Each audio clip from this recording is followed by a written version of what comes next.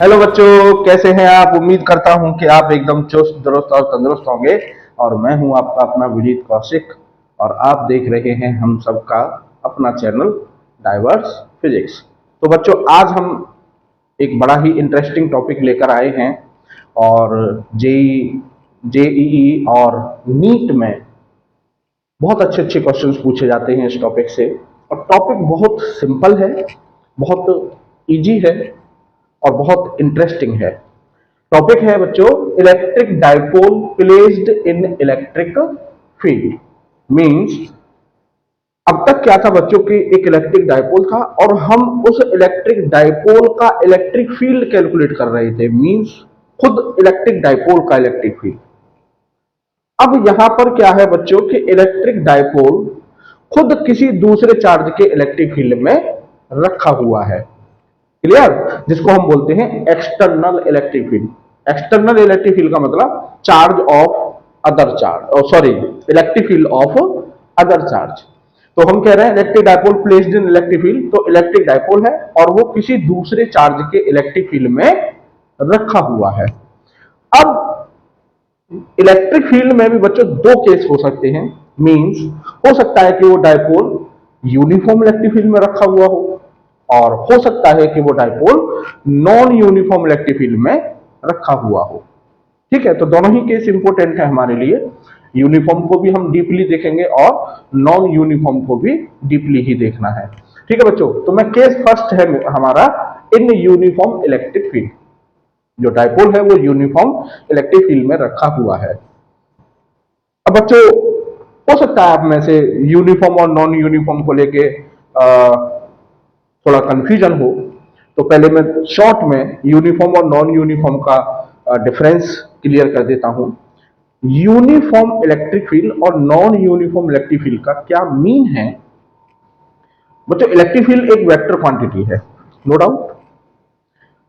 Means इसमें magnitude भी होता है और डायरेक्शन भी होती है। बच्चों, ये फिजिक्स का रूल है, आप ये समझ लीजिए कि कोई भी वेक्टर यूनिफॉर्म एक ही केस में हो सकता है और वो केस होता है कि ना तो उसका मैग्नीट्यूड चेंज हो रहा हो और ना ही उसकी डायरेक्शन चेंज हो रही हो। अगर ऐसा है तो हम कहेंगे कि वो वेक्टर यूनिफॉर्म है या कहिए कांस्टेंट है। ठीक है, तो यूनिफॉर्म इलेक्ट्रिक फील्ड का मतलब है कि कहीं स्पेस में इलेक्ट्रिक फील्ड है वो यूनिफॉर्म है और उस स्पेस में, उस रीजन में कहीं भी कोई भी पॉइंट ले लीजिए आप, हर एक पॉइंट पर इलेक्ट्रिक फील्ड की एक ही वैल्यू है। मींस एक ही मैग्नीट्यूड है और हर पॉइंट पर जो एक पॉइंट पर जो डायरेक्शन है वही हर पॉइंट पर डायरेक्शन है। अगर ऐसा फील्ड है कहीं तो वो यूनिफॉर्म इलेक्ट्रिक फील्ड है। अब नॉन यूनिफॉर्म का मतलब है कि या तो उस फील्ड का मैग्नीट्यूड चेंज हो रहा होगा पॉइंट टू पॉइंट, या डायरेक्शन चेंज हो रही होगी, या फिर दोनों चेंज हो रहे होंगे। अगर इन तीनों में से कोई भी एक केस है, कोई भी एक चेंज हो मैग्नीट्यूड और डायरेक्शन में से, या दोनों चेंज हो रहे हैं, तो हम कहेंगे कि वो इलेक्ट्रिक फील्ड नॉन यूनिफॉर्म है। या जनरली वेक्टर कोई भी हो, अगर किसी भी वेक्टर में कोई भी एक चीज चेंज हो रही है तो हम कहेंगे कि वो नॉन यूनिफॉर्म है। तो बच्चों, ये आपका यूनिफॉर्म इलेक्ट्रिक फील्ड है। मैंने उसको लाइन से आपको दिखा रखा है और उस यूनिफॉर्म इलेक्ट्रिक फील्ड में ये माइनस क्यू प्लस क्यू एक डाइपोल रखा हुआ है। ठीक है, अब बच्चों आप जानते हैं कि डाइपोल में दो चार्ज होते हैं, माइनस क्यू प्लस क्यू। और बच्चों हम ये भी जानते हैं कि अगर हम किसी चार्ज को इलेक्ट्रिक फील्ड में रख दें तो इलेक्ट्रिक फील्ड उस चार्ज पर फोर्स लगाता है। तो जाहिर सी बात है कि ये minus Q plus Q electric field में रखे हुए हैं तो इलेक्ट्रिक फील्ड उन पर फोर्स लगाएगा। तो माइनस क्यू पर फोर्स लगा किधर, opposite the direction of electric field. Electric field आपका प्लस एक्स में है। ये जो एरो है आपका, ये एरो आपको इलेक्ट्रिक फील्ड की डायरेक्शन बताता है बच्चों। ठीक है, तो as per this arrow it means in this situation electric field is along plus x axis. ठीक है, तो माइनस क्यू पर ये हम लास्ट में जब हमने प्रॉपर्टीज ऑफ फील्ड लाइंस की थी तो वहां पर मैंने आपको ये एज ए प्रॉपर्टी भी बताया था। और अगर आप में से किसी को कंफ्यूजन है तो आप प्रॉपर्टीज ऑफ फील्ड लाइंस वाली वीडियो को आप देखें, आपको वहां पर ये चीज क्लियर हो जाएगी। तो माइनस क्यू पर किधर फोर्स लगेगा, opposite the direction of electric field, कितना, क्यू ई। और प्लस क्यू पर उतना ही, किधर लगेगा? In the direction of electric field QE, क्योंकि यूनिफॉर्म इलेक्ट्रिक फील्ड है तो जितना इलेक्ट्रिक फील्ड यहां होगा उतना ही इलेक्ट्रिक फील्ड यहां होगा, इसलिए मैंने E यहां लिया है और E ही यहां लिया है। तो कहने का मतलब बहुत सिंपल सी सिचुएशन बन गई भाई, डायपोल यूनिफॉर्म इलेक्ट्रिक फील्ड में रखा हुआ है और उस पर दो फोर्स लगे हुए हैं, इक्वल एंड अपोजिट। और अगर किसी बॉडी पर दो इक्वल एंड अपोजिट फोर्स लगे हुए हैं, 180 पर फोर्स लगे हुए हैं, तो रिजल्टेंट क्या होगा? ऑब्वियस सी बात है, नेट फोर्स क्या होगा? जीरो होगा। तो कहने का मतलब एफ नेट जीरो हो गया साहब।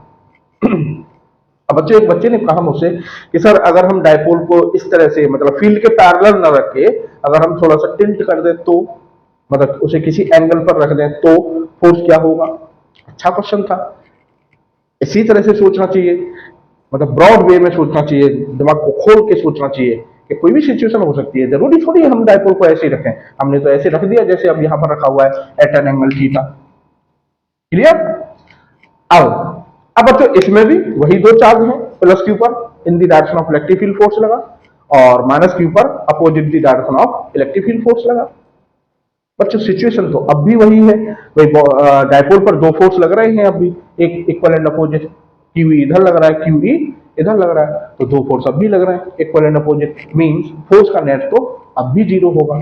तो बच्चों जनरल कॉन्सेप्ट हमारी ये बनती है कि अगर कोई dipole, electric dipole uniform electric field में कैसे भी रखा है, मींस इन एनी ओरिएंटेशन, चाहे वो ऐसे पैरेलल रखा हुआ है, चाहे ऐसे खड़ा रखा हुआ है, चाहे थीटा एंगल पर रखा हुआ है, मींस किसी भी ओरिएंटेशन में रखा हो डायपोल यूनिफॉर्म इलेक्ट्रिक फील्ड में, तो उस पर नेट फोर्स ऑलवेज जीरो ही होगा। तो ये कॉन्सेप्ट हो गई कि इन यूनिफॉर्म इलेक्ट्रिक फील्ड, यूईएफ मैंने शॉर्ट में लिख दिया है, in uniform electric field the net force on dipole is always zero. ठीक है बच्चों, तो ये सिंपल सी कॉन्सेप्ट बन गई। अब आगे बढ़ते हैं बच्चों। अब दूसरी सिचुएशन है बच्चों कि अगर dipole external uniform electric field में थीटा एंगल पर रखा है तब कुछ नया होगा, है ना? फोर्स तो जीरो है भाई, थीटा एंगल पर जब रखा है फोर्स तो जीरो है।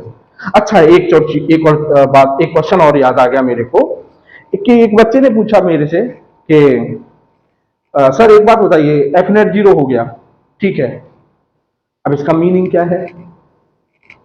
क्वेश्चन तो सही था उसका कि हमने एफ नेट जीरो कर लिया, हमें पता चल गया कि यहां पर एफ नेट जीरो है, अब इससे मीन क्या निकला, मतलब मैं समझू क्या? तो बच्चों इसके लिए आपको बहुत छोटी सी कॉन्सेप्ट का क्लियर होना है, जरूरी है, और वो कॉन्सेप्ट है laws of motion, NLM, Newton's laws of motion. और एज पर न्यूटन्स लॉ अगर किसी बॉडी पर नेट फोर्स जीरो है तो वो अगर रेस्ट में है तो रेस्ट में रहेगी, और अगर मोशन में है तो यूनिफॉर्म मोशन में ही रहेगी।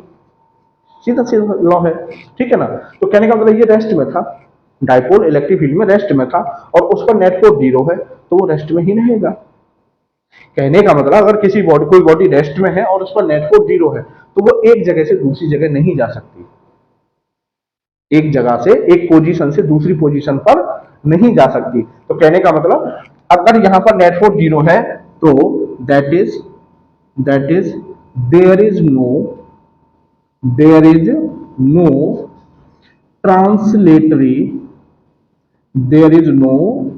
ट्रांसलेटरी मोशन, ट्रांसलेटरी मोशन नहीं होगी, डायपोल जहां है वहीं की वहीं उसी पोजीशन पर रखा रहेगा। ठीक है? अब साहब नेक्स्ट कॉन्सेप्ट है हमारी कि डायपोल यूनिफॉर्म इलेक्ट्रिक फील्ड में रखा हुआ है एट एन एंगल थीटा। ठीक है बच्चों, तो सिचुएशन आपके सामने है, वही सिचुएशन है जो वहां थी कि एक फोर्स लगेगा QE प्लस क्यू पर in the direction of electric field और एक फोर्स लगेगा minus QE opposite the direction of electric field, और डायपोल इलेक्ट्रिक फील्ड से थीटा एंगल बनाते हुए रखा है, और ये जो डिस्टेंस है माइनस क्यू और प्लस क्यू के बीच की, ये आपकी 12 है। ठीक है? अब बच्चों यहां पर आपको एक बात पता होनी चाहिए कि एक फोर्स है ये QE और एक फोर्स है ये QE। ठीक है। अगर मैं फोर्स वेक्टर के पैरेलल एक लाइन ड्रॉ करता हूं, अगर मैं फोर्स वेक्टर के पैरेलल एक लाइन ड्रॉ करता हूं, that line is called line of action. ठीक है, तो ये जो लाइन है इसको मैं बोलूंगा लाइन ऑफ एक्शन। क्लियर बच्चों, क्या बोलेंगे इसे हम? लाइन ऑफ एक्शन, मतलब the line along which force acts. Clear, ठीक है। और बच्चों आप लोगों ने एक कॉन्सेप्ट पढ़ी होगी कि सपोज ये एक रॉड है, ठीक है, और इस पर एक फोर्स लग रहा है एफ ऊपर की तरफ और एक फोर्स लग रहा है ये एफ नीचे की तरफ, और सपोज ये उसकी एक्सिस है, मतलब जिसके अराउंड वो रोटेट कर सकती है रॉड। ठीक है, अगर मैं इस फोर्स के पैरेलल एक लाइन ड्रॉ करता हूं तो ये इस फोर्स की लाइन ऑफ एक्शन हो गई। ठीक है, अब इस फोर्स के पैरेलल अगर एक लाइन ड्रॉ करता हूं तो ये इस फोर्स की लाइन ऑफ एक्शन हो गई। तो बच्चों इस तरह के कॉम्बिनेशन ऑफ फोर्स को, इस तरह के कॉम्बिनेशन ऑफ फोर्स को हम बोलते हैं कपल। क्या बोलते हैं बच्चों? Couple, COUPLE। ठीक है, वो वाला कपल नहीं है जो आप समझ रहे हैं, ये फिजिक्स वाला कपल है। ठीक है, हाँ हाँ मैं समझ रहा हूं आप क्या समझ रहे होंगे, लेकिन ये फिजिक्स वाला कपल है। ठीक है, फिजिक्स में कपल का मतलब होता है combination of two equal and opposite forces, combination of two equal and opposite forces whose lines of action, whose lines of actions are separated by a perpendicular distance। Clear? तो ये आपका couple हो गया। अब बच्चों कपल का काम होता है बॉडी को रोटेशनल मोशन देना, बॉडी को रोटेट कराना। क्लियर? अब मैं आपको डेली लाइफ में कपल के एग्जांपल्स दिखाता हूं। जैसे आप साइकिल चलाते हैं तो साइकिल का हैंडल सोचिए, तो हम मान लीजिए हमको साइकिल को टर्न करना है, मुड़ना है, तो हम इस तरह से मोड़ते हैं। ठीक है, तो देखिए इस तरह से मोड़ रहा है तो एक फोर्स जा रहा है आगे की तरफ और एक फोर्स आ रहा है पीछे की तरफ, तो एक फोर्स इधर और एक फोर्स इधर, दो फोर्स हो गए इक्वल एंड अपोजिट। और साइकिल के हैंडल की जो रॉड है, साइकिल के हैंडल की जो रॉड है वो क्या हो गई? दोनों फोर्स के बीच की परपेंडिकुलर डिस्टेंस। तो वहां क्या है? कपल। और जब आप कपल लगा रहे हैं तो वो हैंडल क्या कर रहा है? रोटेट कर रहा है ना? फिजिक्स हर जगह होती है बच्चों, आप जहां चाहो वहां फिजिक्स है। आप जब साइकिल चला रहे हैं वहां फिजिक्स है। अभी आप पानी पीने जाएंगे टेप पर, ठीक है, जाते हैं ना, बहाने बना बना के जाते हैं, सर पानी पी आए क्या सर, तो एक राउंड लगी जाता है अपना। ठीक है, तो जब आप पानी पीने जाते हैं वहां पे तो वाटर टैप, आप वाटर टैप को घुमाते हैं इस तरह से, है ना? तो जब इस तरह से घुमा रहे हैं तो देखिए थंब इधर जा रहा है और ये फिंगर, फर्स्ट फिंगर आपकी इधर आ रही है ना? और उस टेप, ये मान लीजिए जैसे वो वाटर टेप की जो नॉब होती है ना, एक फोर्स यहां लगता है एक फोर्स यहां लगता है इस तरह से, और ये जो डिस्टेंस होती है ये वाली डिस्टेंस, ये क्या है? उन दोनों फोर्सेस के बीच की परपेंडिकुलर डिस्टेंस। ठीक है बच्चों, साइकिल में ही एक और एग्जांपल होता है कपल का, पैडल वाला। एक पैडल को हम पैर से नीचे कर रहे हैं, एक पैडल हमारा ऊपर आ रहा है, तो एक फोर्स नीचे एक फोर्स ऊपर, है ना? तो वो पैडल क्या कर रहे हैं? रोटेट कर रहे हैं। तो कपल का काम होता है, कपल जिस भी बॉडी पर कपल लग रहा होगा वो उसको रोटेट कराएगा, इतना समझ लीजिए। और रोटेट कौन कराता है? टॉर्क, है ना? इट मींस अगर किसी बॉडी पर कपल लग रहा है, मींस वो कपल उस बॉडी पर एक टॉर्क लगाएगा, है ना? तो बच्चों टॉर्क ऑफ कपल होता है,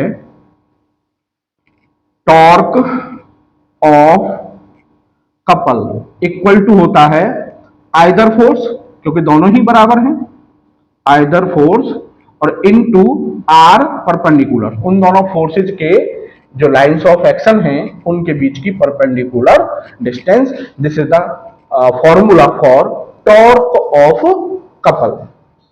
ठीक है बच्चों, फिजिक्स बहुत सिंपल होती है, बशर्ते आप उसे अपने इर्द गिर्द फील करें, उसे महसूस करें, उसे ऑब्जर्व करें। Feel the physics. जिस दिन आपने फिजिक्स को फील करना स्टार्ट कर दिया, जिस दिन आपने फिजिक्स को ऑब्जर्व करना स्टार्ट कर दिया, ढूंढना स्टार्ट कर दिया, समझ लेना फिजिक्स ऑल टाइम आपके माइंड में फिजिक्स ही फिजिक्स घूमनी है। ठीक है, तो ये हो गया सब टॉर्क ऑफ कपल का फॉर्मूला। अब आते हैं बच्चों यहां पर। तो बात क्या है कि एक फोर्स लग रहा है ऐसे, एक फोर्स लग रहा है ऐसे, और ये इस फोर्स की लाइन ऑफ एक्शन है और ये इस फोर्स की लाइन ऑफ एक्शन है ना। तो बच्चों दो इक्वल एंड अपोजिट फोर्सेज हैं और उन दोनों फोर्सेज की जो लाइन ऑफ एक्शन है वो इस परपेंडिकुलर डिस्टेंस से सेपरेटेड है, तो इट बिकम्स अ कपल। और बच्चों कपल का काम होता है बॉडी को रोटेट कराना। तो कपल किस पर लगा हुआ है? डाइपोल पर लगा हुआ है। इट मींस ये डाइपोल क्या करने लगेगा? रोटेट करने लगेगा। क्या करने लगेगा? रोटेट करने लगेगा। तो बच्चों मैंने यहां पर लिख रखा है, आपको कॉन्सेप्ट आपको जो याद रखनी है वो कॉन्सेप्ट मैंने आपको यहां लिख दिया कि whenever a dipole whenever a dipole is placed in external electric field, ठीक है, at an angle theta, it experiences a torque, it experiences a torque, ठीक है, due to which it rotates, due to which it rotates and becomes parallel to the electric field, and becomes parallel to the electric field. Means वो जो dipole है वो electric field के क्या हो जाएगा? पैरेलल हो जाएगा। ठीक है, थोड़ा सा सब्र रखिए, थोड़ा सा सब्र रखिए। अभी मैं इसमें परत दर परत, परत दर परत खोलूंगा। अभी मैंने जस्ट आपको कॉन्सेप्ट दी है एक छोटी सी, जो आपको याद रखनी है।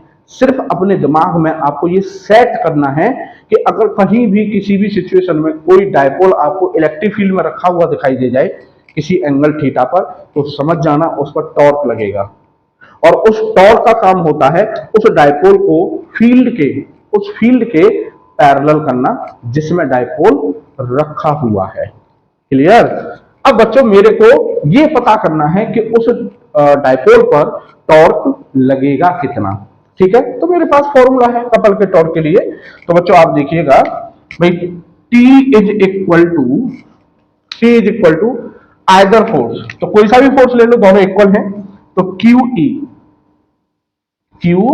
ई इनटू आर परपेंडिकुलर, ये वाली आर परपेंडिकुलर, तो बच्चों ये एंगल थीटा है तो ये एंगल थीटा ही होगा। ठीक है, तो यहां से देखिए sine theta equal to perpendicular upon hypotenuse, तो perpendicular or perpendicular upon hypotenuse हो जाएगा आपका 2l। ठीक है, तो यहां से आर परपेंडिकुलर हो जाएगा बच्चों 2l sine theta. Are perpendicular क्या हो गया बच्चों? 2l sine theta. तो यहां पर रख सकता हूं मैं 2l, ये क्रॉस नहीं है बच्चों, ठीक है, क्रॉस से कंफ्यूज नहीं होना है अभी। तो 2l साइन थीटा। अब बच्चों देखो q इंटू 2l, याद करिएगा अगर आपने मेरी लास्ट वीडियो देखी है डाइपोल की, ये तीसरी वीडियो है डाइपोल की, है ना। तो जो फर्स्ट वीडियो, सेकंड वीडियो है, फर्स्ट वीडियो जिसमें मैंने आपको ये बोला है, डाइपोल की जो फर्स्ट वीडियो है उसमें मैंने आपको बोला था कि P equal to q into 12 कोई क्वांटिटी हमें डिफाइन करनी पड़ेगी। ये हमें कैसे पता चला था? तो मैंने आपको बताया था कि डाइपोल से रिलेटेड हम कोई भी चीज कैलकुलेट करें, चाहे डाइपोल का इलेक्ट्रिक फील्ड कैलकुलेट करें, चाहे डाइपोल के लिए टॉर्क का फॉर्मूला ड्राइव करें, चाहे वर्क डन का फॉर्मूला ड्राइव करें, ये जो Q इंटू 12 क्वांटिटी होगी, Q इंटू 12 जिसको हम डाइपोल मोमेंट बोलते हैं, ये अपने आप नेचुरली उस फॉर्मूले में आके टपक जाएगी कहीं ना कहीं से। मींस ये बहुत ही इंपॉर्टेंट क्वांटिटी है। डाइपोल का कोई भी पैरामीटर हो वो इस Q इंटू 12 पर डिपेंड करता है। ठीक है, तो tau is equal to Q into 12 क्या हो जाएगा बच्चों? P और E इंटू साइन थीटा। तो ये टॉर्क के लिए, डाइपोल पर लगने वाले टॉर्क के लिए क्या हो गया मेरे बच्चों? फॉर्मूला हो गया। तो अगर आपसे कोई कहता है तो आपको कॉन्सेप्ट क्या रखनी है माइंड में कि भाई अगर कोई डाइपोल इलेक्ट्रिक फील्ड में, यूनिफॉर्म इलेक्ट्रिक फील्ड में थीटा एंगल पर रखा है तो उस पर टॉर्क लगेगा, और उस टॉर्क का काम होता है डाइपोल को इलेक्ट्रिक फील्ड के पैरेलल करना। और कितना लगता है? Tau is equal to PE sine theta. ठीक है बच्चों, आगे बढ़ते हैं अब। तो बच्चों ये फॉर्मूला हमारा ड्राइव होके आ गया टॉर्क के लिए, tau equal to PE sine theta. ठीक है, अब देखो बच्चों कहते हैं ना, बात में से बात निकलती है, बात में से बात निकलती है। फिजिक्स में जितना आप बात में से बात निकाल लेंगे, यूं समझ लीजिए आप उतना ही सफल हैं। कैसे बात में से बात निकलती है। अब बच्चों जब ये फॉर्मूला हमने लेके आए, हमें इस फॉर्मूले की रिसर्च करनी है। हमारा काम केवल ये फॉर्मूला ड्राइव करना नहीं है, अब इस फॉर्मूले पर रिसर्च करनी है। देखो अब बात में से बात कैसे निकलेगी। बच्चों एक बात बताओ, ध्यान से देखना आप। सपोज कीजिए ये डायपोल यहां इस पोजीशन में रखा हुआ है किसी एंगल थीटा पर, ठीक है। और हमने कहा कॉन्सेप्ट निकाली है कि भाई जब इसको हम इस तरह से रख देंगे तो इस पर एक टॉर्क लगेगा और वो टॉर्क इस डायपोल को इलेक्ट्रिक फील्ड की तरफ करता हुआ लाएगा, मींस इसके पैरेलल कर देगा इस पोजीशन में, यहां से इस पोजीशन में ले आएगा डायपोल को, ठीक है। तो कहने का मतलब यहां से यहां तक आएगा डायपोल। जब यहां से यहां तक आ रहा है तो थीटा चेंज हो रहा है, ध्यान से देखिएगा आप, है ना। तो this theta is variable, this theta is variable. बच्चों हम यही छोटी छोटी बारीकियां होती हैं जिन पर हम एनालिसिस नहीं करते हैं गहराई से, और आगे चल के यही चीज क्या हो जाती, बड़ी हो जाती हैं, फिर वो हमको अजीब अजीब लगने लगती है कि यार ऐसा क्यों हो रहा है। और अगर हम इनको बारीकी से स्टडी करते चले तो फिर कुछ भी नहीं है, सब चीज आसान है फिर। तो ये थीटा वेरिएबल है, आप समझ गए होंगे, क्योंकि ये डायपोल है, ये आपका डायपोल है इस तरह से, ठीक है। और ये मान लो ऐसे हो गया आप टॉर्क की वजह से, तो थीटा कुछ और हो गया, फिर और आगे घूमेगा तो थीटा कुछ और हो गया, फिर और घूमेगा तो थीटा कुछ और हो गया, और फाइनली थीटा 0 हो गया। तो थीटा वेरी कर रहा है, कहने का मतलब थीटा की वैल्यू चेंज होती रहेगी तो टॉर्क की वैल्यू चेंज होती रहेगी। भाई थीटा की वैल्यू यहां चेंज होगी तो टॉर्क भी कैसा हो गया, this torque is also variable. लो जी, थीटा डिपेंडेंट है, ठीक है। अच्छा अब उसके बाद ये पॉइंट आपके कहां काम आएगा मैं आपको ये भी बता दूं। अभी हम कुछ दिन में कुछ दिन बाद हम इस डायपोल पर वर्क डन के लिए फॉर्मूला ड्राइव करेंगे, तो वहां पर हम वर्क डन के लिए इंटीग्रेशन यूज करेंगे। अब आपको ये नहीं पता कि हम वहां इंटीग्रेशन यूज क्यों कर रहे हैं, तो बताइए। अब रटना थोड़ी है हमको कि भाई इंटीग्रेशन हो रहा है, तो वहां इंटीग्रेशन इसलिए करते हैं क्योंकि वर्क डन का फॉर्मूला आप जानते हैं, वेरिएबल कांस्टेंट फोर्स के लिए होता है एफ एस कॉस थीटा, और वेरिएबल फोर्स के लिए होता है integration F dot D S. Similarly अगर टॉर्क कांस्टेंट है तो वर्क डन टॉ थीटा, और अगर वर्क डन टॉर्क वेरिएबल है तो इंटीग्रेशन टॉ डी थीटा, समझिएगा, ठीक है ना। तो इसलिए मैं कह रहा हूं आपको कि हमको हर बात बारीकी से अगर पता है तो फिजिक्स आसान है, ठीक है। तो यहां पर टॉर्क वेरिएबल हो गया, क्यों हो गया ये समझ में आ गया होगा। अब बच्चों यहां पर कुछ स्पेशल केस लेते हैं, तो स्पेशल केसेज, ठीक है। बहुत फिजिक्स भरी हुई है अभी अभी मैंने ये ऊपर ऊपर बताया है आपको, बस जस्ट ये कि हाँ इतना क्लियर हो जाए। अभी तो मैं इसके अंदर सर्जरी करनी है मुझे, ठीक है। तो स्पेशल केसेज में जैसे केस फर्स्ट के if P and E R parallel, if P and E R parallel मतलब अगर डायपोल इलेक्ट्रिक फील्ड के पैरेलल रखा हो तो ये माइनस क्यू और ये प्लस क्यू, और ये आपका माइनस नेगेटिव चार्ज से पॉजिटिव चार्ज की तरफ हो गया साफ पी, ठीक है ना। पी और ई पैरेलल हो गए।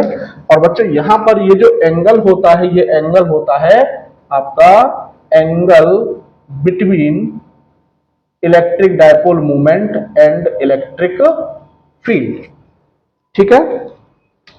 तो कहने का मतलब P और E पैरेलल हो गए, तो P और E के बीच जो एंगल है थीटा वो हो गया आपका 0 डिग्री। तो जब आप यहां 0 रखेंगे तो साइन 0 की वैल्यू 0, साइन 0 की वैल्यू 0, तो आप रख देंगे तो टॉर्क आपका क्या हो गया साहब 0 हो गया, ठीक है। अब बच्चों इस पोजीशन में यूनिफॉर्म इलेक्ट्रिक फील्ड में इस पोजीशन में एफ डेट भी क्या होता है 0 और टॉर्क भी क्या है 0। कहने का मतलब ये जो डायपोल है आपका ये किसमें हो गया, यहां इक्विलिब्रियम में। किसमें हो गया बच्चों, ये इक्विलिब्रियम में। समझिएगा बात को, भाई टॉर्क भी जीरो है, फोर्स भी जीरो है, तो टोटली इक्विलिब्रियम में हो गया वो, है ना। अब इक्विलिब्रियम में हो गया तो लो जी, अब यहां से एक इक्विलिब्रियम की नई कॉन्सेप्ट निकल गई।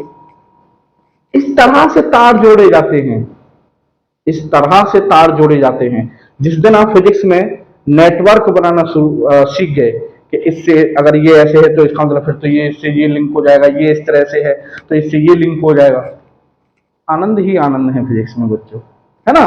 तो मैंने एक और लिंक बना दिया आपके लिए कि ये इक्विलिब्रियम है, तो इक्विलिब्रियम की कॉन्सेप्ट भी आ गई यहां पर। कौन सा वाला इक्विलिब्रियम?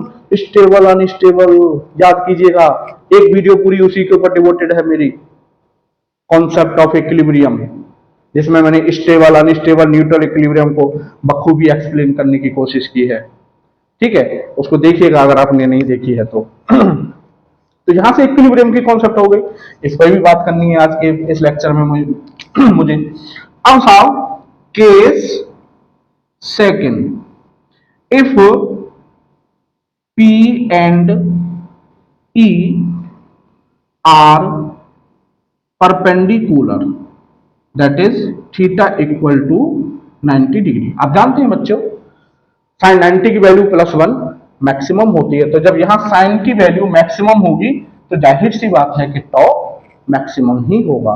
तो उस सिचुएशन में क्या, कौन सी सिचुएशन में, कि ये इलेक्ट्रिक फील्ड है और अगर डायपोल इलेक्ट्रिक फील्ड के 90 डिग्री पर रखा हुआ है, 90 डिग्री पर रखा हुआ, तो उस केस में डायपोल पर टॉर्क मैक्सिमम लगता है। और कितना लगेगा? Tau max equal to P E. Clear? तो कहने का मतलब, अब देखो आप समझ रहे हो ना, थीटा डिपेंडेंट है, किसी एंगल पर जीरो है, किसी एंगल पर मैक्सिमम है, किसी एंगल पर कुछ होगा, किसी एंगल पर कुछ होगा। तो मैं वही आपको कह रहा था कि थीटा वेरिएबल है, थीटा वेरिएबल है तो आपका टॉर्क कैसा होगा? वेरिएबल। मींस डायपोल पर जो टॉर्क लगेगा वो एक जैसा टॉर्क नहीं लगेगा, किसी पोजीशन पर ज्यादा, किसी पर कम, किसी पर और कम, किसी पर बहुत ज्यादा, वेरिएबल टॉर्क। ठीक है, तो ये केसेस हमको याद रखने हैं। ठीक है बच्चों, तो अब साहब हम बात करते हैं अब इक्विलिब्रियम पर। इक्विलिब्रियम पर चलेंगे बच्चों, अभी थोड़ा सा और इक्विलिब्रियम पर करेंगे, क्योंकि मेन इक्विलिब्रियम पर भी हमारा पूरा एक क्वेश्चन है और उसको डिटेल में हमको स्टडी करनी है, और वो हम तभी आसानी से कर सकते हैं जब हमको ये कॉन्सेप्ट अच्छे से क्लियर हो। ठीक है ना। तो उससे पहले और थोड़ा सा ही काम कर लेते हैं, वो बात में से बात निकालनी है ना हमको, तो बात में से बात निकालते हैं। बच्चों ये क्या है? PE sign theta. ठीक है, तो आपने कुछ ऐसा पढ़ा होगा AB साइन थीटा, है ना। और ये भी साइन थीटा क्या होता था? A cross B, cross product of two vectors. तो वे हमारा P भी वेक्टर है, हमारा E भी वेक्टर है, तो ए बी साइन थीटा ही तो हो गया ये P साइन थीटा। तो इसको हम ऐसे लिख सकते हैं वेक्टर फॉर्म में कि नहीं, tau is equal to P cross E, tau is equal to P cross E। और बच्चों क्रॉस प्रोडक्ट की आप बखूबी एक प्रॉपर्टी जानते हैं कि अगर दो वेक्टर का मैं क्रॉस प्रोडक्ट करता हूं तो मेरे को एक वेक्टर मिलता है, सपोज C। ठीक है, और ये जो वेक्टर C होता है ये वेक्टर A और वेक्टर B दोनों के ही परपेंडिकुलर होता है ना। वेक्टर A और वेक्टर B, वेक्टर C दोनों के ही परपेंडिकुलर होगा। तो इस प्रॉपर्टी से इट मींस यहां P और E दो वेक्टर हैं जिनके क्रॉस प्रोडक्ट से हमको टॉ वेक्टर मिल रहा है, टॉर्क मिल रहा है। It means from this property torque dipole moment के भी परपेंडिकुलर होता है और इलेक्ट्रिक फील्ड के भी परपेंडिकुलर होगा। रिमेंबर, डायपोल पर जो टॉर्क लगेगा वो डायपोल जिस इलेक्ट्रिक फील्ड में रखा हुआ है उसके परपेंडिकुलर लगेगा, और डायपोल का जो डायपोल मूवमेंट है उसके भी परपेंडिकुलर होगा। ठीक है, तो ये इसकी टॉर्क की वेक्टर फॉर्म हो गई बच्चों। ठीक है, अब बच्चों हम आते हैं इक्विलिब्रियम की कॉन्सेप्ट पर। अब इसको समझते हैं। तो बच्चों अब जो कॉन्सेप्ट है इक्विलिब्रियम, हमने भी देखा कि जब डायपोल इलेक्ट्रिक फील्ड के पैरेलल होगा तो उस पर एफ नेट तो जीरो है ही, यूनिफॉर्म इलेक्ट्रिक फील्ड में कैसे भी रखा हो, तो इस पोजीशन में टॉर्क भी जीरो है, कहने का मतलब वो टोटली इक्विलिब्रियम में है। So this is the equilibrium, मतलब जब वो डायपोल पैरेलल पोजीशन में होगा इलेक्ट्रिक फील्ड के, तो उस पोजीशन को हम बोलते हैं इक्विलिब्रियम पोजीशन। अब बच्चों, जिस बच्चे ने, आप में से जिसने भी वो वीडियो मेरी देखी है इक्विलिब्रियम कॉन्सेप्ट के ऊपर, बहुत डिटेल में पढ़ाया है मैंने वहां पर के क्यों आए, कैसे चेक करेंगे, एवरीथिंग एल्स। तो जिसने नहीं देखी है वो एक बार उस वीडियो को जरूर देखे। तो मैं गारंटेड कहता हूं कि आपका जो इक्विलिब्रियम से रिलेटेड कॉन्सेप्ट है वो बिल्कुल क्लियर हो जाएगा, और जिन्होंने देख रखी है तो उनको तो अच्छे से समझ में आएगा ही कि ये आपकी इक्विलिब्रियम पोजीशन है। अब बच्चों, मेरे को ये पता करना है कि ये कौन से इक्विलिब्रियम में है, कौन से इक्विलिब्रियम से, मतलब ये स्टेबल में है या अनस्टेबल में है। ठीक है, मेरे को ये चेक करना है। तो स्टेबल अनस्टेबल चेक करने का मैंने आपको एक सीधा सा ट्रिक दिया था कि जो बॉडी है उसको उसकी इक्विलिब्रियम पोजीशन से थोड़ा सा डिस्प्लेस कर दीजिए, थोड़ा सा शिफ्ट कर दीजिए किसी भी एक तरफ, और उसको शिफ्ट करके लेफ्ट फ्री उसको छोड़ दीजिए।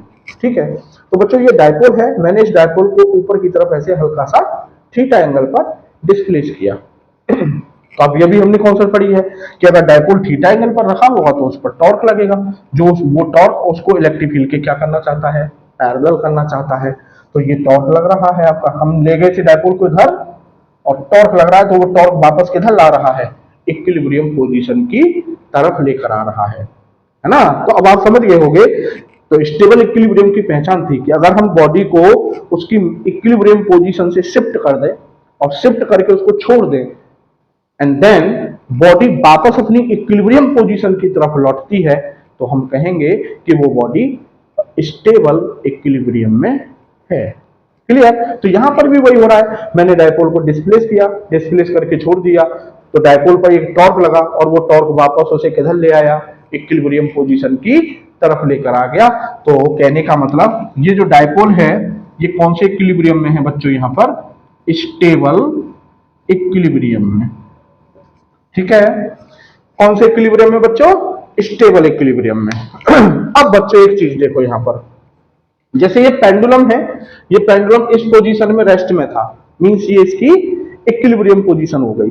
अब मैं इस पेंडुलम को ऐसे खींच के छोड़ देता हूं तो क्या होता है, ये पेंडुलम नीचे की तरफ भागता है, मतलब अपनी इक्विलिब्रियम पोजीशन की तरफ लौटता है। तो ये पेंडुलम की कौन सी पोजीशन हो गई, स्टेबल इक्विलिब्रियम पोजीशन। और बच्चों ये बात मैंने आपको वहां पर भी बताई थी उस लेक्चर में कि अगर आप किसी बॉडी को उसकी इक्विलिब्रियम पोजीशन से शिफ्ट करके छोड़ देंगे, then body will start oscillations. वो बॉडी अपनी मीन पोजीशन के to and fro, up and down क्या करने लगेगी, ऑसिलेशंस करने लगेगी। तो बच्चों वही चीज आपकी यहाँ पर डायपोल के साथ होने वाली है कि अगर मैं इस डायपोल को इस पोजीशन से शिफ्ट करके छोड़ देता हूं तो ये डायपोल क्या होगा, देखिए ये डायपोल यहां से इस पर टॉर्क लगेगा।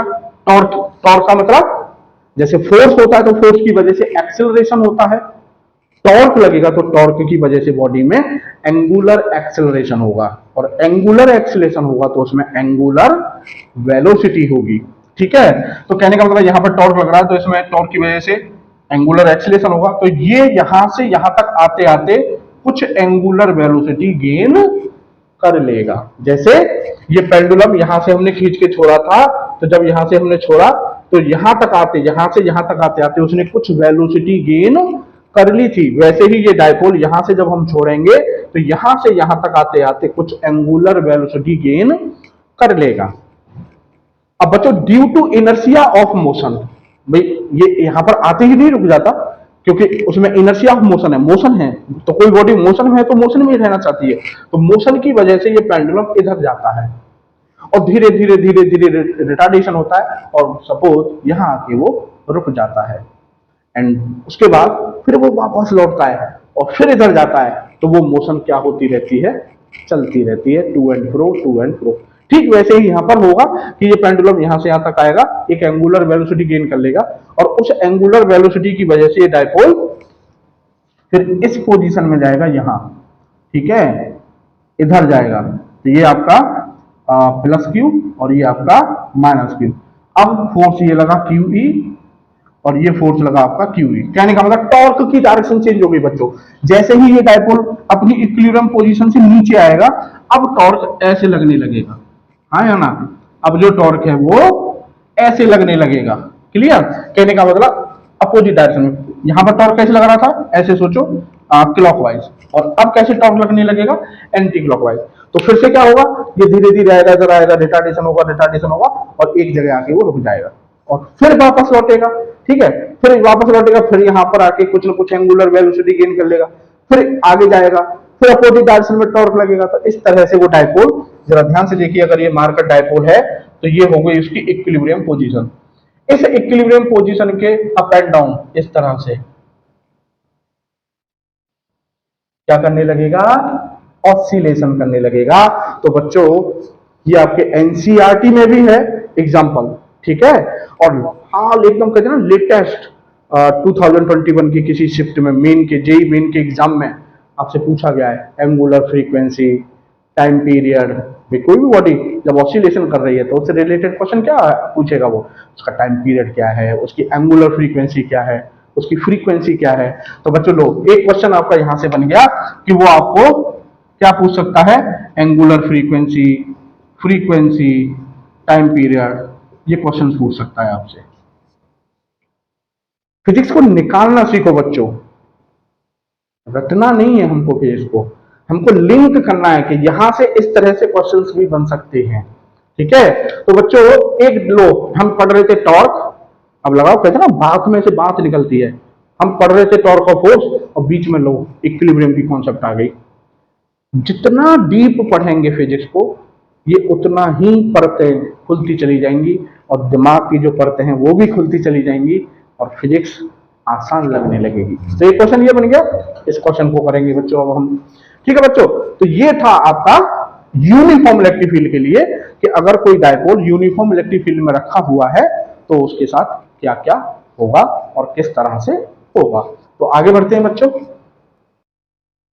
तो बच्चों अब तक जो हमने पढ़ा नेट फोर्स, टॉर्क, इक्विलिब्रियम की कॉन्सेप्ट पढ़ी थी हमने, तो अब उस पर एक क्वेश्चन देखते हैं इक्विलिब्रियम वाली कॉन्सेप्ट पर, ऑसिलेशन वाला। हमने कहा था ना कि अगर हम डायपोल को उसकी इक्विलिब्रियम पोजीशन से थोड़ा सा शिफ्ट कर दें तो then dipole starts oscillation about its equilibrium position. तो उसी के ऊपर आपका क्वेश्चन आया है ये, और ताजी क्वेश्चन है, ज़्यादा पुराना नहीं है, जेईई में आया है 2019 में। तो बच्चों क्वेश्चन था an electric dipole is formed by two equal and opposite charges Q with separation D। जो चार्जेस हैं माइनस Q और प्लस Q और उनके बीच सेपरेशन स्मॉल d है। The charges have same mass m।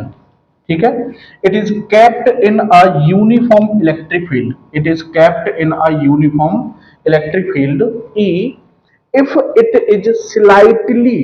बच्चों इस वर्ड का बहुत खास मतलब होता है कि बॉडी को जो शिफ्ट किया जाएगा किसी डिस्टेंस पर या किसी एंगल पर, वो x या वो थीटा बहुत बहुत कम होता है। ठीक है, तो if it is slightly rotated from its equilibrium orientation then its angular frequency omega is. तो बच्चों अब आपने अगर कॉन्सेप्ट अच्छे से समझ गए हो तो आपको ये समझ में आ गया होगा कि ये क्वेश्चन क्या है और हमें करना क्या है। यहाँ पर एंगुलर फ्रीक्वेंसी कैसे आ गई, टाइम पीरियड कैसे आ गया, वो सारी चीजें अब समझ में आ गई होंगी। तो हमने इस डायपोल को यहाँ से बहुत कम एंगल थीटा पर शिफ्ट किया, थीटा। ठीक है, तो हमें पता है कि अगर डायपोल थीटा एंगल पर रखा है तो उस पर एक टॉर्क लगेगा जो उसको इक्विलिब्रियम पोजीशन की तरफ लेकर आता है। तो बच्चों टॉर्क कितना होगा, वो torque is equal to minus p E sine theta. अब आप बच्चों सोच रहे होंगे कि सर ने माइनस क्यों लिया है, तो बच्चों मैंने माइनस इसलिए लिया है कि अगर आपने एसएचएम ऑसिलेशन वाला चैप्टर पढ़ा हो 11th में, तो वहां पर एक रीस्टोरिंग फोर्स होता है, और वो रीस्टोरिंग फोर्स का मतलब रीस्टोरिंग फोर्स या रीस्टोरिंग टॉर्क वही होता है जो बॉडी को वापस इक्विलिब्रियम पोजीशन की तरफ लेकर आता है। ठीक है, तो यहाँ पर ये टॉर्क वापस लेके आ रहा है इक्विलिब्रियम पोजीशन की तरफ, इट मींस ये रीस्टोरिंग टॉर्क है। और रीस्टोरिंग टॉर्क बॉडी को आपने जिधर डिस्प्लेस किया था उसके जस्ट अपोजिट लगता है। तो हमने बॉडी को डिस्प्लेस किया, हमने कैसे, एंटी क्लॉकवाइज, ऐसे ऊपर की तरफ, और टॉर्क लग रहा है नीचे। तो ये नेगेटिव साइन हमें ये बताता है कि जो रीस्टोरिंग टॉर्क या रीस्टोरिंग फोर्स है वो बॉडी के डिस्प्लेसमेंट के अपोजिट है। ठीक है, तो ये माइनस क्यों लगाया मैंने, ये आपको समझ में आ गया होगा। ठीक है, अब जो डिस्प्लेसमेंट है वो स्लाइटली मतलब बहुत कम है, थीटा इज वेरी स्मॉल। तो if theta is very small, then sin theta is approximately equal to theta। ठीक है, तो टॉ इज इक्वल टू हो जाएगा आपका माइनस पीई थीटा। ठीक है, अब बच्चों according to Newton's second law, according to Newton's second law, तो रोटेशनल मोशन में सेकेंड लॉ होता है tau equal to I alpha. ठीक है, जैसे ट्रांसलेटरी मोशन में F equal to m a होता है, रोटेशनल मोशन में tau equal to I alpha. ठीक है, तो यहां से एल्फा इक्वल टू हो जाएगा आपका टॉ अपॉन आई, तो टॉ हो जाएगा मेरा पीई थीटा अपॉन में I, where I is movement of inertia. तो इसमें कितने पार्टिकल हैं बच्चों, अगर मान लो मैं इसे मान लेता हूं एक्सिस, और ये टोटल डी है, तो ये डी बाई टू, और इस पार्टिकल से एक्सिस की डिस्टेंस डी बाई टू, तो दो पार्टिकल है, इसका भी मास एम है और इसका भी मास एम है। तो मूवमेंट ऑफ इनर्शिया पार्टिकल का होता है बच्चों I equal to M R square, particle का मास और पार्टिकल की एक्सिस से डिस्टेंस का स्क्वायर। तो पार्टिकल का मास एम, ठीक है, और एक्सिस, ये एक्सिस है, ये एक्सिस है, मान लो ऐसे ये मार्कर, तो एक्सिस से डिस्टेंस कितनी होगी डी बाई टू, तो d square by four, plus दूसरा मास एम और एक्सिस से distance d square by four, इसको जब मैं सॉल्व करूंगा तो m d square by two. ठीक है, तो मूवमेंट ऑफ इनर्शिया मैं रख सकता हूं यहां से alpha is equal to minus p E theta upon I की वैल्यू रख दूंगा m d square by two, तो टू मेरा चला गया ऊपर। अब बच्चों यहां से हम निकालते हैं डिस्प्लेसमेंट अपॉन एक्सीलरेशन, तो एंगुलर डिस्प्लेसमेंट अपॉन अल्फा का मैग्नीट्यूड अगर मैं निकालूंगा तो ये आ जाएगा बच्चों m D square upon two PE. ठीक है, अब टाइम पीरियड के लिए जनरल फॉर्मूला होता है S H M, T equal to two pi under root displacement upon acceleration, तो T equal to two pi under root displacement upon acceleration है मेरा M D square upon two PE. ठीक है बच्चों, तो T is equal to two pi under root M D square upon sorry, तो ये आ गया टी। अब बच्चों हमसे क्वेश्चन में पूछिए ओमेगा, ओमेगा होती है टू पाई अपॉन टी, तो टू पाई अपॉन टी की वैल्यू रख देंगे ये, तो two pi under root M D square और टू पीई चला जाएगा सब आपका ऊपर, टू पाई से टू पाई कैंसिल, तो ओमेगा आ जाएगी बच्चों under root two q d, p की वैल्यू क्यू डी, क्योंकि पी के टर्म में नहीं आंसर, क्यू के टर्म में है, क्यू और डी के टर्म्स में, तो पी की जगह मैंने क्यू इंटू डी। ठीक है, तो क्यू इंटू डी और इंटू ई और अपॉन में एम डी स्क्वेयर, डी से डी कैंसिल हो गया बच्चों, तो ये आ गया आपका आंसर टू क्यू ई और अपॉन में m d, this is angular frequency, तो ऑप्शन हो गया आपका ए।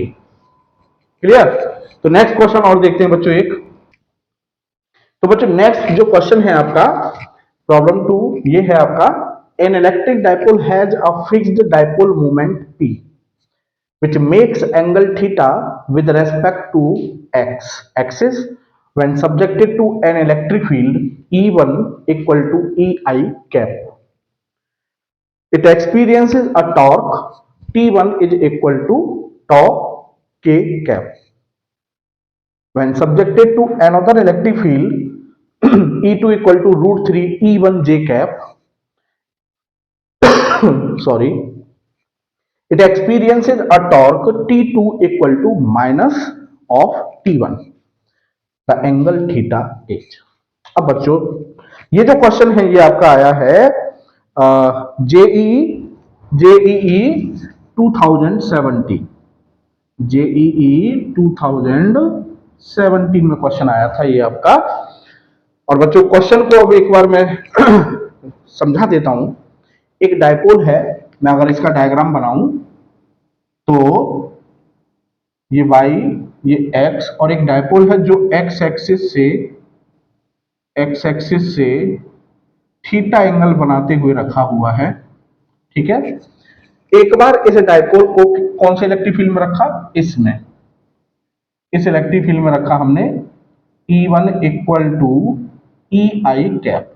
अब बच्चों कहते हैं ना, अपने ऊपर कॉन्फिडेंस रखिए और अपने टीचर के ऊपर कॉन्फिडेंस रखिए कि वो आपको जो बता रहा है वो है, वो कॉन्सेप्ट है, ठीक है। अगर आप ऐसा करेंगे तो आपको कहीं भी कोई डाउट या कुछ भी गड़बड़ होने की कोई गुंजाइश नहीं है वहां, ठीक है। अब मैंने आपको बताया कि अगर कहीं किसी भी सिचुएशन में डायपोल इलेक्ट्रिक फील्ड में रखा है थीटा एंगल पर, तो उस पर टॉर्क लगेगा। अब ये कॉन्सेप्ट मुझे पता है, ठीक है। तो यहाँ पर डायपोल है, इलेक्ट्रिक फील्ड में रखा है एंगल पर, तो जाहिर सी बात है उस पर टॉर्क लगेगा, ठीक है। ये तो कॉन्सेप्ट क्लियर है। अब बेटा एक और चीज देखिए कि minus Q plus Q, minus Q plus Q, ये हो गया आपका डायपोल मूवमेंट की direction, negative to positive.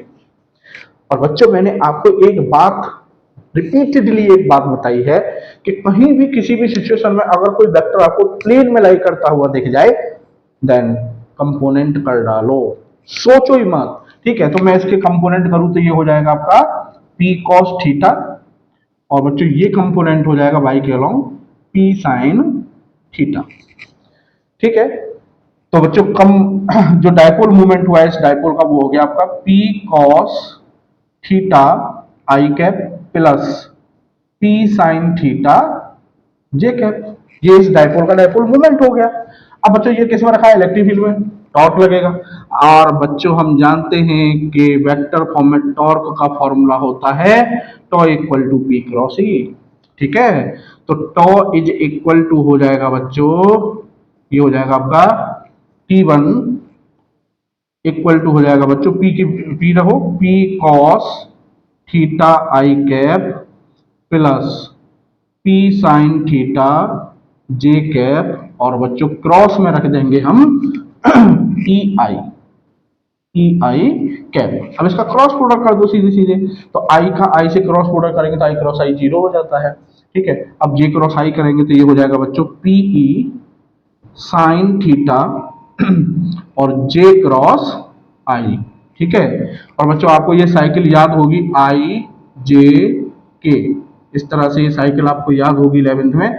I cross जे करेंगे तो के आएगा और जे क्रॉस आई करेंगे तो माइनस के आएगा, तो ये हो जाएगा आपका पीई साइन थीटा और माइनस के कैप, ये आ गया सब हमारा T1, ठीक है।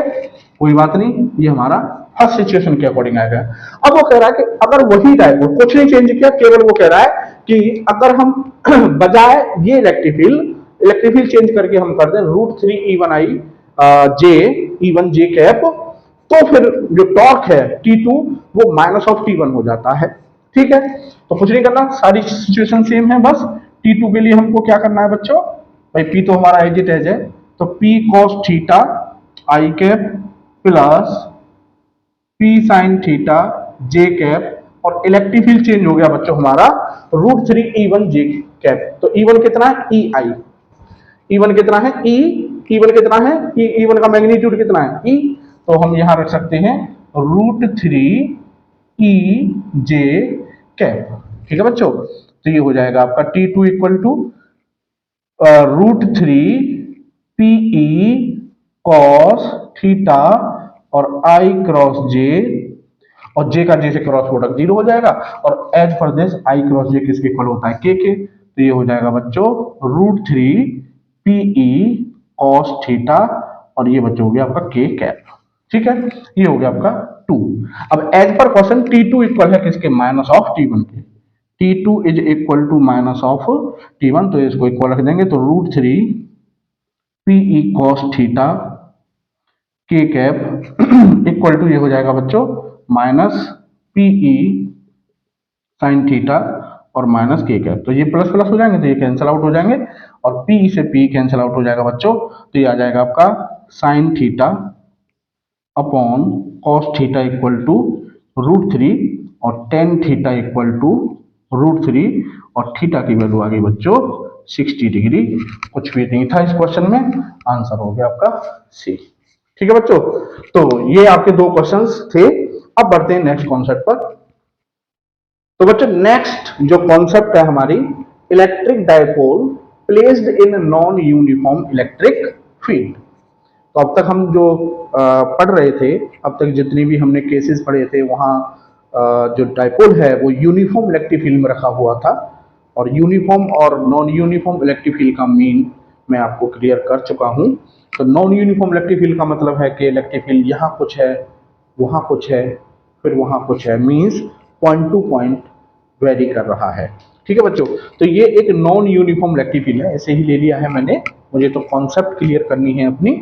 ठीक है, और ये इसमें एक डायपोल रखा हुआ है माइनस क्यू प्लस क्यू, और माइनस क्यू प्लस क्यू के बीच की जो डिस्टेंस है वो है हमारी डेल्टा एक्स। ठीक है, मीन्स जिसको हम 12 लेते थे वो हमारी यहाँ क्या है, डेल्टा एक्स। अब बच्चों हमने एक प्रॉपर्टी पढ़ी थी कि closer the lines stronger is the field. तो यहाँ लाइंस दूर दूर है, मीन्स यहाँ इलेक्ट्रिक फील्ड कम होगा, और यहाँ लाइंस पास पास है तो यहाँ पर फील्ड स्ट्रॉन्ग होगा। तो सपोज अगर यहाँ इलेक्ट्रिक फील्ड ई है, तो डेल्टा एक्स डिस्टेंस कवर करने के बाद इलेक्ट्रिक फील्ड की स्ट्रेंथ बड़ी होगी कुछ, तो मैंने मान लिया कि वो डेल्टा ई बढ़ी थी, तो यहाँ इलेक्ट्रिक फील्ड हो जाएगा ई प्लस डेल्टा ई। ठीक है, तो यहाँ जो चार्ज लगेगा माइनस क्यू पर इलेक्ट्रिक फील्ड की वजह से, opposite the direction of electric field minus Q E downward लगेगा, और प्लस क्यू पर in the direction of electric field upward लगेगा, कितना, Q E plus delta E. तो अपवर्ड फोर्स ज्यादा है और डाउनवर्ड फोर्स कम है। क्लियर, अपवर्ड फोर्स ज्यादा है और डाउनवर्ड फोर्स कम है, तो नेट फोर्स कितना लगेगा, बड़े वाले में से छोटे वाले को सबट्रैक्ट कर देंगे, तो बड़ा फोर्स है हमारा Q E plus delta E minus Q E. तो यहां से क्यू डेल्टा ई ये आ गया आपका फोर्स। अब इसको हम ऐसे कर सकते हैं, देखो मैथमेटिक्स कितने कमाल की चीज होती है, मैथमेटिक्स इतनी कमाल की चीज होती है कि क्या कहेगा कि भाई 2 से गुणा कर देते हैं, 2 से भाग कर देते हैं, कुछ चेंज नहीं होगा और पूरी कहानी ही चेंज हो जाती है। तो यहां पर भी वही किया है उसने खेल कि डेल्टा एक्स से डिवाइड कर दिया, डेल्टा एक्स से मल्टीप्लाई कर दिया, और क्या कह रहा है कि देख लो कुछ भी चेंज नहीं होगा, नहीं होगा, लेकिन पूरी कहानी ही चेंज हो गई। अब ये डेल्टा एक्स आ जाएगा आपका यहाँ पर क्यू के पास, क्यू डेल्टा एक्स, और delta E upon delta x हो गया आपका rate of change of electric field with respect to distance. ठीक है, और क्यू डेल्टा एस चार्ज और दोनों चार्ज के बीच की डिस्टेंस का जो मल्टीप्लीकेशन प्रोडक्ट होता है उसको हम बोलते हैं इलेक्ट्रिक डायपोल मोमेंट। तो ये हमारा हो गया P, और ये हो जाएगा हमारा dE ओवर dx। तो बच्चों ये आ गया आपका डायपोल पर इलेक्ट्रिक फोर्स के लिए फॉर्मूला, कब, जब डायपोल किसी नॉन यूनिफॉर्म इलेक्ट्रिक फील्ड में रखा हो। तो कितना फोर्स लगेगा, F equal to P into dE over dx, the rate of change of electric field with respect to distance. Clear. अच्छा बच्चों यहां पर एक चीज और क्लियर कर देता हूं कि देखिए यूनिफॉर्म इलेक्ट्रिक फील्ड में फोर्स ऑलवेज जीरो होना है, ठीक है, लेकिन नॉन यूनिफॉर्म इलेक्ट्रिक फील्ड के केस में फोर्स लगेगा ही लगेगा, ये जरूरी नहीं है। ठीक है, जैसे हमने यहाँ पर फोर्स की कॉन्सेप्ट फोर्स निकाला है कि भाई फोर्स लगेगा, तो हो सकता है आपको थोड़ा सा मिसकंसेप्शन हो जाए कि ऑलवेज ही लगेगा, नहीं, ये डिपेंड करता है कि जो चार्ज है, जो बॉडी है, डायपोल है, वो इलेक्ट्रिक फील्ड में उसका ओरिएंटेशन क्या है। इसको मैं एक एग्जांपल से समझाता हूं आपको। जैसे सपोज कीजिए कि ये एक लाइन चार्ज है, ठीक है। अब बच्चों आप जानते हैं कि लाइन चार्ज का जो इलेक्ट्रिक फील्ड होता है lambda upon 2 pi epsilon naught r, lambda upon 2 pi epsilon naught r, r पर डिपेंड कर रहा है, डिस्टेंस पर डिपेंड कर रहा है। And I have told you before कि अगर किसी भी बॉडी का चार्ज डिस्टेंस पर डिपेंड कर रहा है तो वो नॉन यूनिफॉर्म इलेक्ट्रिक फील्ड है। तो ये नॉन यूनिफॉर्म इलेक्ट्रिक फील्ड है। अब बच्चों सपोज करो इसमें डायपोल ऐसे रखा हुआ है, ये माइनस क्यू और ये प्लस क्यू, ठीक है। तो माइनस क्यू की डिस्टेंस मान लीजिए r1 है और प्लस क्यू की डिस्टेंस वाया से r2 है। तो दोनों चार्ज अलग अलग डिस्टेंस पर है, दोनों चार्ज अलग अलग डिस्टेंस पर है, तो यहाँ पर इलेक्ट्रिक फील्ड की वैल्यू कुछ होगी और यहाँ पर इलेक्ट्रिक फील्ड की वैल्यू कुछ और होगी। कहने का मतलब फोर्स अलग अलग लगेंगे, माइनस क्यू पर फोर्स कुछ और लगेगा, प्लस क्यू पर फोर्स कुछ और लगेगा, और यहाँ पर एफ नेट आपका F net is not equal to 0, मतलब कुछ ना कुछ एफ नेट जरूर लगेगा। लेकिन बच्चों अगर सोचो, अगर इसी डायपोल को मैं ऐसे रख दूं वायर के पैरेलल, तो दोनों चार्ज इक्वल इक्वल डिस्टेंस पर हैं, दोनों चार्ज इक्वल इक्वल डिस्टेंस पर हैं, इट मींस दोनों पर फोर्स बराबर बराबर लगेगा। इक्वल एंड अपोजिट फोर्स होंगे, माइनस क्यू पर उधर लगेगा, प्लस क्यू पर इधर लगेगा, और दो इक्वल एंड अपोजिट फोर्स का वेक्टर सम 0 होता है। तो कहने का मतलब नॉन यूनिफॉर्म इलेक्ट्रिक फील्ड में फोर्स में और मे नॉट बी 0, फोर्स मे और may not be 0, may not be 0 ये वाला, मे बी 0 ये वाला, आर गेटिंग और नॉट। तो ये मिसकंसेप्शन अपने दिमाग में आप लेकर ना चलें। तो बच्चों मैं समझता हूं कि नॉन यूनिफॉर्म का फॉर्मूला आपका क्लियर हो गया होगा। अब बच्चों एक एग्जांपल देखते हैं इस पर। ये कह रहा है कि find the force on a small electric dipole, find the force on a small electric dipole of dipole moment P due to a point charge Q placed at a distance x।